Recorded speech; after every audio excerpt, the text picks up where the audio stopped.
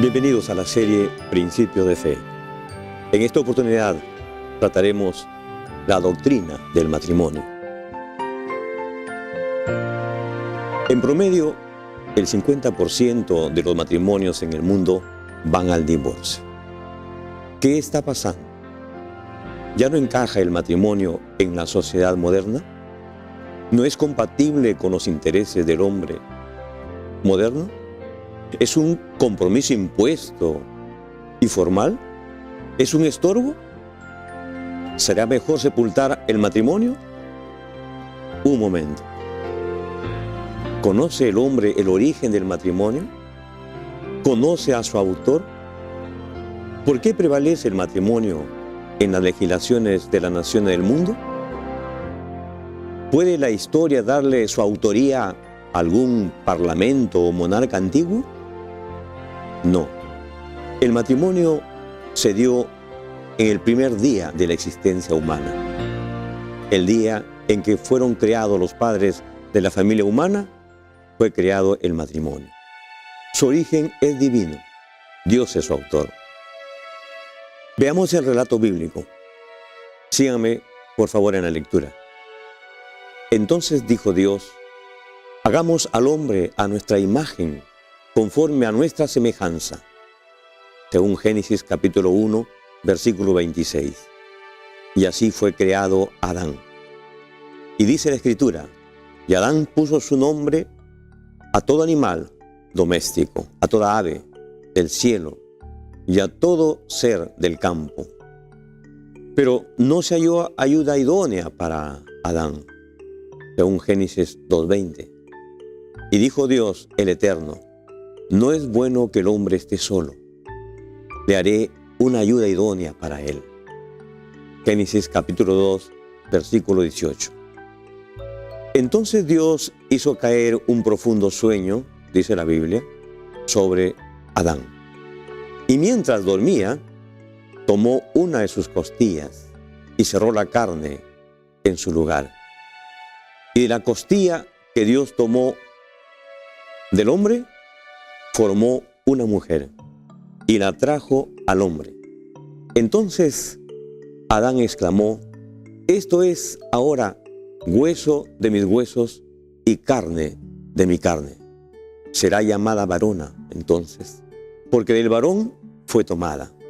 Según Génesis capítulo 2, versículo 21 al 23. Dice más la narración: formó una mujer y la trajo al hombre. Aquí Dios celebró la primera boda y, proyectándose a todas las generaciones venideras, pronunció la ley del matrimonio, que cuando se la acata u obedece, trae gran felicidad a la pareja. La ley del matrimonio está expresada en el versículo 24 de Génesis 2, a la letra. Por eso, el hombre dejará a su padre y a su madre, y se unirán a su esposa, y serán una sola carne. ¿Por qué la ley del matrimonio dada al hombre en el paraíso trae gran felicidad a la pareja cuando se la obedece? Veamos sus términos de esta ley. Primero, dejará el hombre a su padre y a su madre. La Escritura describe el matrimonio como un acto decisivo que comprende tanto una unión como una desvinculación. Para la relación matrimonial es vital que se dejen atrás las relaciones primarias anteriores, la relación de sus padres. La relación del matrimonio debe tener la primacía sobre la relación existente. Permite unirnos el uno al otro. Sin este proceso no existe un fundamento firme para el matrimonio. Parte 2 de esta ley: se unirá a su esposa. La pareja camina unida, enfrenta unida la vida y comparte una intimidad profunda. Dos personas comparten todo lo que poseen, no solo sus cuerpos, ni sus posesiones materiales, sino también sus pensamientos y sentimientos, su gozo y sufrimiento, sus esperanzas y sus temores, sus éxitos y sus fracasos. Llegan a estar completamente unidos en cuerpo, alma y espíritu, y sin embargo, permanecen siendo dos individuos diferentes. Eva falló porque no se unió a su esposo para consultarle. Ella estuvo sola frente a la tentación, separada de su esposo. La tercera parte de esta ley: y serán una sola carne. Aquí se incluye la unión sexual para los novios, lo cual parte del matrimonio. La Escritura dice: la mujer no tiene potestad de su propio cuerpo, sino el esposo. De igual modo, el esposo no tiene potestad de su propio cuerpo, sino la esposa. No os privéis el uno al otro, a no ser de mutuo acuerdo, por algún tiempo, para ocuparos en la oración. Y volved a uniros en uno, para que no os tiente Satanás a causa de vuestra incontinencia. 1 Corintios 7, 4 y 5. Conserves su individualidad. Esta es una recomendación a todo matrimonio. La sumisión completa que la esposa debe hacer es al Señor Jesucristo, quien la compró como hija suya con el precio infinito de su vida. Dios le dio a ella una conciencia que no puede ser violada impunemente. Su individualidad no puede desaparecer en la de su marido o esposo, porque ha sido comprada por Cristo. Es un error imaginarse que todo debe hacer con ciega devoción exactamente como dice su esposo. Uno hay que supera al marido para la esposa. Es su redentor. Leemos en la Escritura: esposos, amad a vuestras esposas, así como Cristo amó a la iglesia y se entregó a sí mismo por ella. Efesios capítulo 5, versículo 25. Este versículo presenta al matrimonio como una figura que expresa el gran amor de Cristo a su iglesia. Muchos maridos, en su trato con sus esposas, no han representado correctamente al Señor Jesucristo en su relación con la iglesia, porque no andan en el camino del Señor. Declaran que sus esposas han de someterse en todo a ellos, pero no es designio de Dios que el marido sea cabeza de la mujer cuando él mismo no se somete a Cristo. Debe estar bajo el gobierno de Cristo para representar la relación de éste con la iglesia. Si es tosco, rudo, turbulento, egoísta, duro e intolerante, no se diga nunca que el marido es cabeza de la esposa y que ella debe someterse en todo. Ahora bien, el matrimonio es un pacto que no debe quebrantarse de ninguna manera.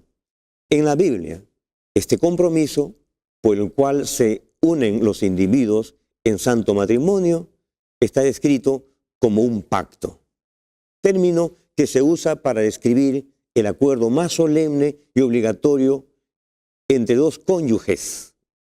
Su compromiso mutuo debe comprender fidelidad y perseverancia.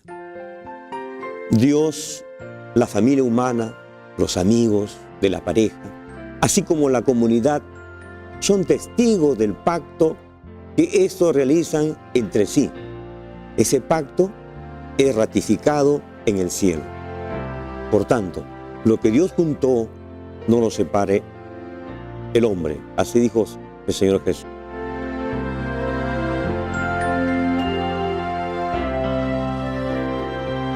La pareja cristiana comprende que al contraer matrimonio han pactado ser fieles el uno al otro por el resto de sus vidas. un consejo prematrimonial. No os unáis en yugo desigual. Pablo expresa: ¿andarán dos juntos si no estuvieran de acuerdo? También es apropiado hacer esta pregunta en el caso de los que se proponen llegar a ser una sola carne. Dios instruyó a los israelitas en cuanto a que no debían contraer matrimonio con individuos de las naciones vecinas, porque desviará a tu hijo de en pos de mí, y servirán a dioses ajenos. Deuteronomio capítulo 7, versículo 4.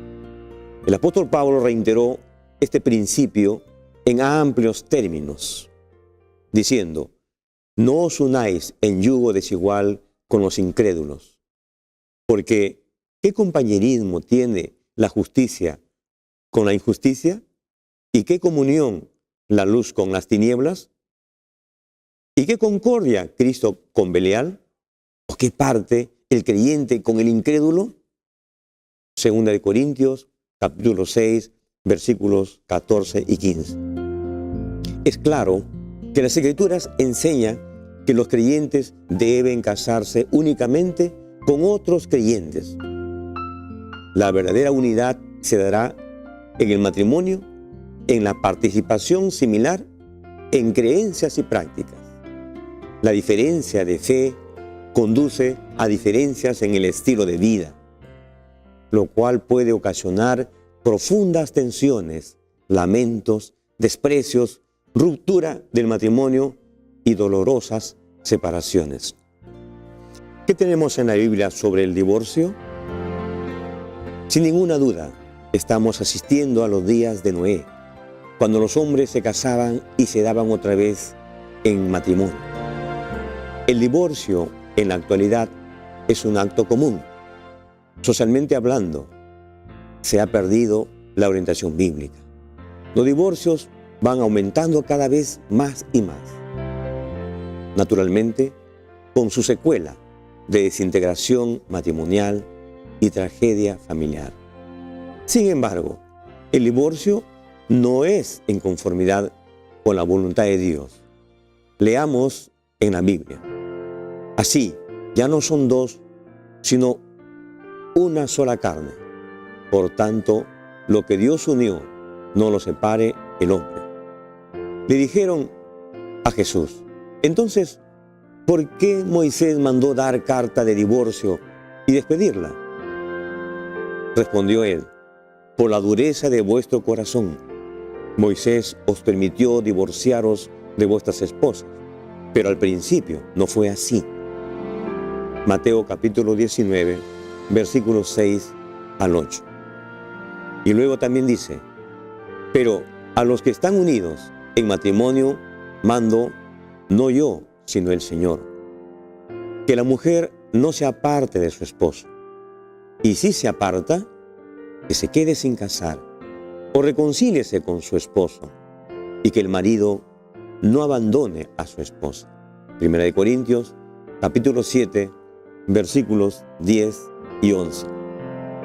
La Biblia habla de la posibilidad de separación por causa de persecución o injusta servidumbre. Pero si el incrédulo se aparta, dice la Biblia, que se aparte. Que el hermano o la hermana no están sujetos a servidumbre, en ese caso, antes a paz nos llamó Dios. Primera de Corintios, capítulo 7, versículo 15. Este apartamiento o salida de casa no es divorcio, es solo para cuidar la integridad física o obtener paz, pero no para volverse a casar. Un nuevo matrimonio es posible y bíblico cuando fallece uno de los cónyuges. Dice la Biblia: la mujer casada está ligada a su esposo mientras él vive, pero si el esposo muere, ella queda libre para casarse con quien quiera, con tal que sea en el Señor. Primera de Corintios, capítulo 7, versículo 39. Tengamos en cuenta el significado de los términos siguientes. ¿Qué es repudiar? Repudiar es desechar, repeler a la mujer propia, renunciar, dejar, rechazar, despreciar. Esto es repudio, pero el repudio no es divorcio. Ahora veamos otro término, disolver.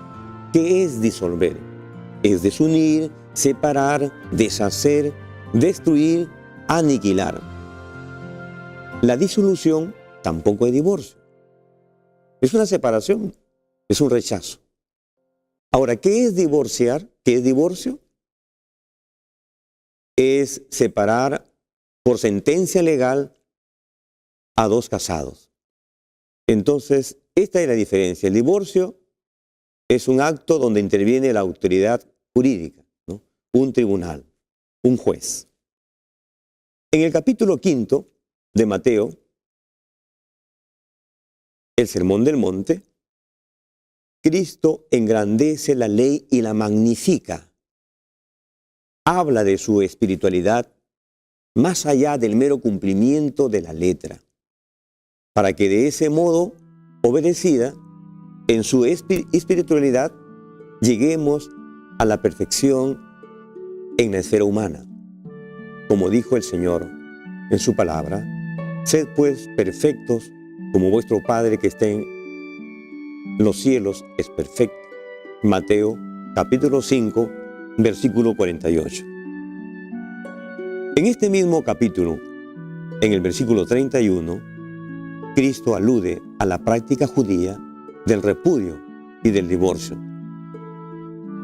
También fue dicho, dijo Jesús, cualquiera que repudia a su esposa, dele carta de divorcio.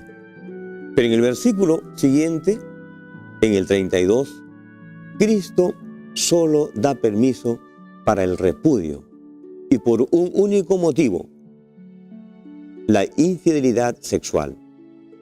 Jesús dijo, pero yo os digo, el que repudia a su esposa, a no ser por fornicación, la expone a cometer adulterio. Y el que se casa con la repudiada, comete adulterio. Aquí Jesús no da permiso para el divorcio, no lo aprueba, diríamos que lo ignoró. Por ello es que los fariseos, en otro momento, insistieron en el tema. Le preguntaron acerca de la legalidad del divorcio. Cristo respondió, así ya no son dos, sino una sola carne. Por tanto, lo que Dios unió, no lo separe el hombre. Mateo capítulo 19, versículo 6.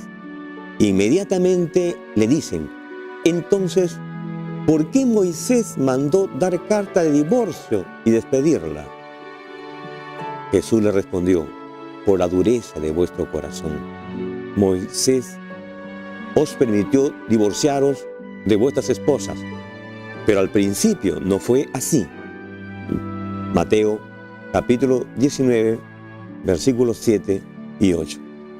Con esta respuesta, Jesús no aprobó la permisión de Moisés de dar repudio con carta de divorcio y naturalmente reconfirma el matrimonio edénico sin posibilidad de divorcio, diciendo, al principio no fue así. Luego, el Señor no puede contradecirse en el versículo siguiente, esto es, no puede aprobar el divorcio. En esta parte, en el versículo 9, Jesús vuelve a aprobar el repudio o separación por única causa, la infidelidad conyugal. Luego, el repudiante debe quedar solo, sin casarse, porque si se casara con otra, adultera, como está en el texto, de la siguiente manera, por eso os digo, el que repudia a su esposa, a no ser por causa de fornicación, y se casa con otra, comete adulterio, y el que se casa con la repudiada, adultera. Mateo capítulo 19, 9. Jesús restauró la pureza del sagrado vínculo del matrimonio, su solemnidad y responsabilidad.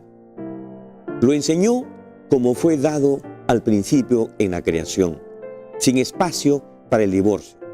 Por eso, los discípulos, comprendiendo perfectamente la enseñanza de Jesús, dijeron: si así es la condición del hombre, con su esposa no conviene casarse. Mateo capítulo 19, versículo 10. Como iglesia cristiana, tenemos que enseñar la doctrina del matrimonio como está en su palabra. Como nuestro Salvador lo ha enseñado. Posiblemente para muchos puede parecer duro o absurdo. O podrán decir, como los discípulos: si es así, no conviene casarse. Pero no deben preocuparse más. Hay perdón para los que están en tinieblas, o han estado en tinieblas, o simplemente alejados de la luz bíblica. Cristo los ama en gran manera y desea perdonarlos, bendecirlos, restaurarlos y abrirles las mismas puertas del cielo. Como iglesia remanente, nos corresponde restaurar el sagrado matrimonio, que está salvaguardado en el 7º mandamiento de la ley de Dios: no cometerás adulterio. Sería asombrosamente irresponsable y condenable que como iglesia demos esperanza de salvación a miembros que estén en adulterio por divorcio y nuevo casamiento en la misma congregación. Esto está contrariamente a la palabra de Dios. ¿No sabéis que los injustos no heredarán el reino de Dios? No erréis, que ni los fornicarios, ni los idólatras, ni los adúlteros heredarán el reino de Dios. 1 Corintios 6, 9 y 10.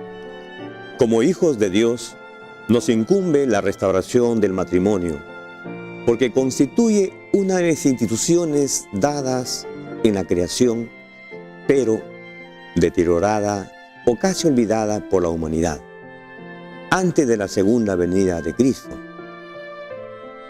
Dice la palabra: Elías vendrá primero y restituirá todas las cosas, según Mateo 17:11. Nuestro rumbo es el paraíso de Dios.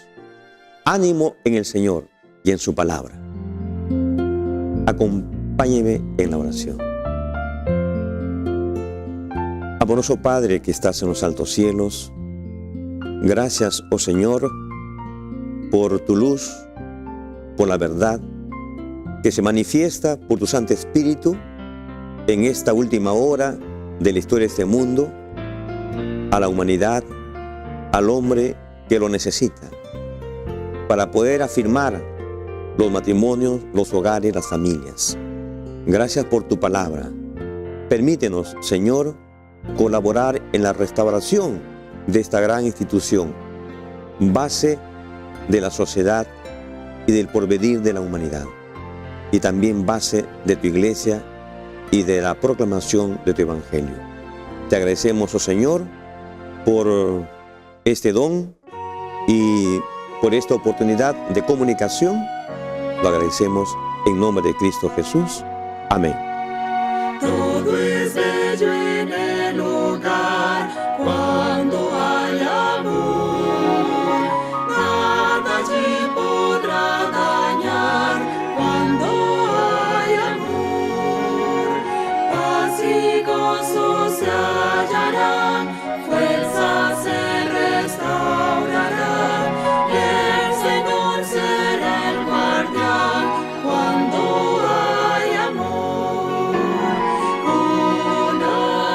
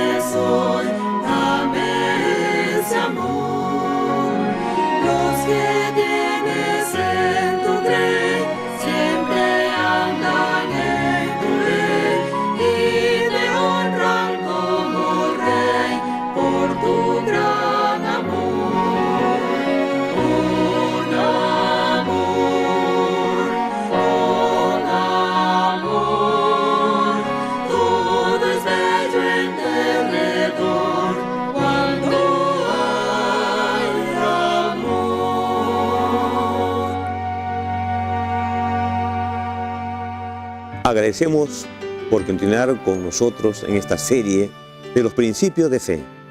El próximo tema abordará sobre la temperancia cristiana. Le esperamos y que Dios les bendiga.